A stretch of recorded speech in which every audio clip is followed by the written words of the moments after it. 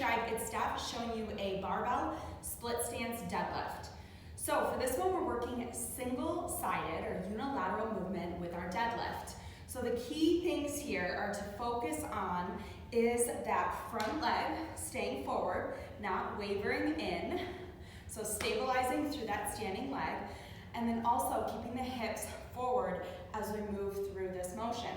So when we're doing this, we can have two options. We can start in the split stance. Now I'm only stepping my foot just a few inches behind my front heel. That's about as far back as I need to go. So it's not a huge split stance, it's just slightly behind. So maybe half a foot behind the front foot. It's gonna be a little bit different for everyone, but that's about where I would gauge it. From there, make sure that the feet are hips width apart so you're not on this straight line, okay? You're gonna have trouble balancing if you're straight behind. So feet are hips width apart, so you have a good base, maybe even a little wider. So I can start here at the bottom, just like a regular deadlift, bend down, draw the shoulders back, and I can draw up from the ground. Then I'm coming down, either all the way to the ground and back up, or mid-shin, just like we work that regular range of motion for our regular barbell deadlift. Now noticing my front leg, if it starts to go in or even out, we want to keep the front knee forward. That's the whole point here, is to stabilize and really strengthen on one side of that deadlift. It might look totally different when we switch sides then.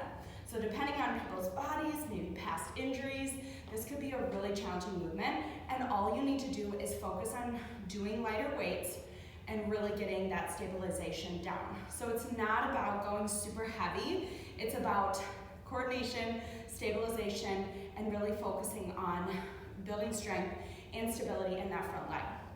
So, like I said, you can start from the ground, or you can start in a regular stance, pick up the weight first, and then step back from there.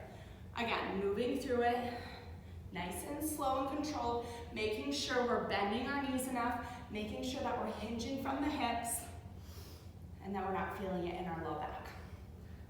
So, if it feels a little bit too much for one side, go down in weight, so make sure you're doing the same weight for both legs, and the same amount of reps as well.